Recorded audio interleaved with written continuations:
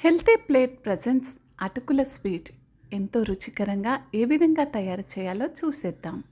Stove మీద ఒక pan medium ఫ్లేమ్లో పెట్టి 2 టేబుల్ స్పూన్ల నెయ్యి వేసుకొని మనకు కావాల్సిన డ్రై ఫ్రూట్స్ అంటే 10 గ్రాముల వరకు కిస్మిస్, బాదాము, జీడిపప్పు ఇవన్నీ కూడా వేసుకొని కిస్మిస్ వేసుకునేటప్పుడు ఒక 5 నిమిషాల ముందు నీళ్ళల్లో నానబెట్టుకున్నట్టయితే చక్కగా ఉబ్బుతాయి.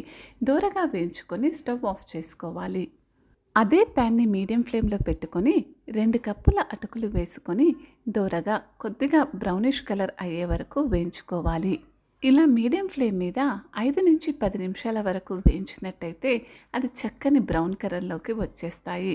ఇప్పుడు 1 కప్పు పచ్చి కొబ్బరి తురుమును అందులోకి చేర్చుకొని దాన్ని కూడా అదే విధంగా వేయించుకున్నట్టయితే చక్కటి సువాసన వస్తుంది. ఇలా 2-3 నిమిషాల పాటు ఈ అటుకుల్ని కొబ్బరి మిశ్రమాన్ని కూడా వేయించుకొని ఇందులోకి ఇప్పుడు ఏ కప్పుతో అయితే మనము అటుకుల్ని తీసుకున్నామో అదే కప్పుతో 2 కప్పుల పాలను వేసుకుంటూ మెల్లగా ఈ అటుకుల్ని కొబ్బరి మిశ్రమాన్ని ఈ విధంగా కలుపుతూ చేర్చుకోవాలి.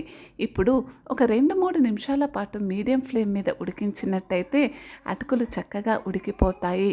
ఇలా ఉడికాక ఇందులోకి ఏ కప్పుతో అయితే అటుకులు కొలిచామో అదే కప్పుతోటి 1 కప్పు బెల్లము తురుము, 3/4 కప్పు చక్కెర వేసినట్టయితే చక్కగా తీపి సరిపోతుంది. ఈ బెల్లం అంతా కూడా బాగా కరిగే వరకు చక్కగా కలుపుకొని ఈ విధంగా అటుకులన్నీ కూడా బెల్లం రంగులోకి మారిపోతాయి.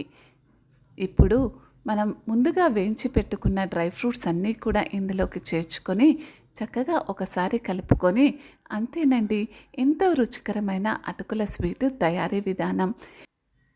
ఈ రెసిపీ కనుక మీకు నచ్చినట్టయితే ట్రై చేసి కమెంట్ సెక్షన్లో కమెంట్ చేయండి.